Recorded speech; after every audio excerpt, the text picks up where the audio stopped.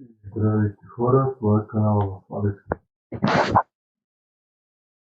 Геймър, ако вече тук с 10 пас, които са 10 пас надолу, абонирайте се за канала на Алекс Геймър, разбери се, разпънте, дейте видите първи крат, абонирайте се за другите канали и не поставите в социалните медии.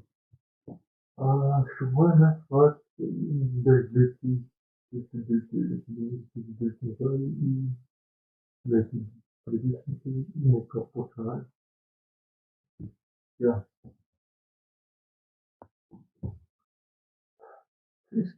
Христоботът е една на ярките религиозни личности в българската история.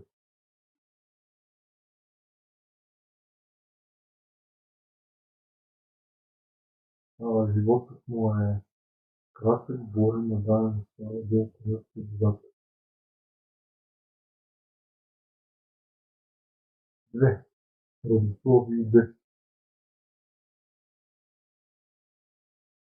Голяма семейство, Христобот е най-голямата децена в местния върхни просветен дет. Ботко Петков и Ивана Дренкова. Той има 6 брати и 2 сестри.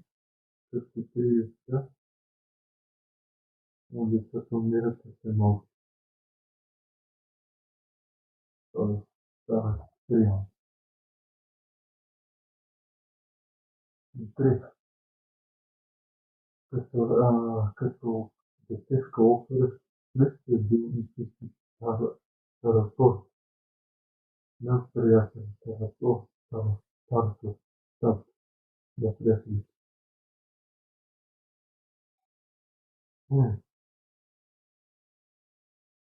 Също ги правил в еврейски изкъпване, е както дъх, който още правил прораства бойни различни карти. 4. Образование през тексти чужбини. Сирените се ослушал в 10.863 година. Земята се беше през турското правителство. В втора вина въвършая като волни. Защото части на семик, които не близите, се бъдат за редовно наследник. Строите това към трудността пастори на Съзвездия Мудух. Тиран се праводач чрезителен дел. Освен своите процеса бил на степен на граници, работил като учител за Дуневска, а също така проведе студентстване според на държавните правила. Прекарани болести. В младежкия програма природна бедност и независимо мъди бъд две изключително опасни епохата болести, маларии, които той ги преборва.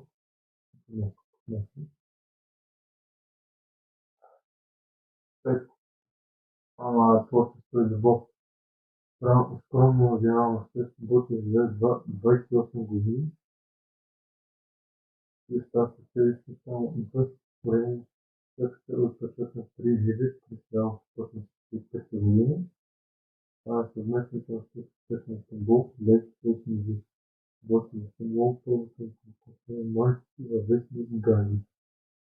Любов неговото Венеция Стоянова.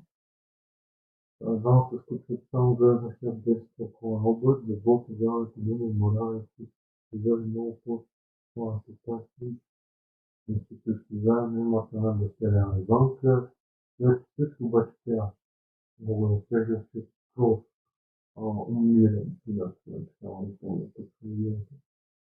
Традиционен път и пълна страшно да госпожа Рекни, Ботев Дъчко, които радикални,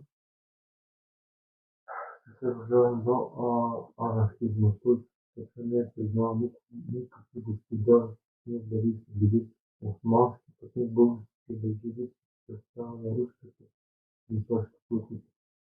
Ботева. Ботевската.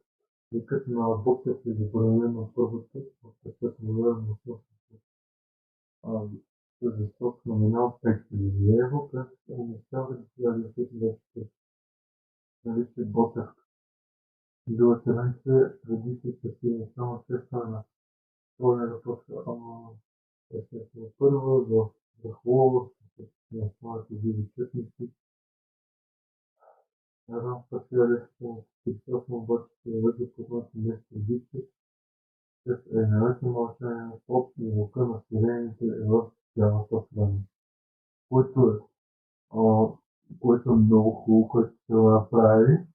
Ако ви след пък седете това, което се седете, това много коментирайте хубаво с хуй и което ви защите приятели и вие си пъшете това от мен.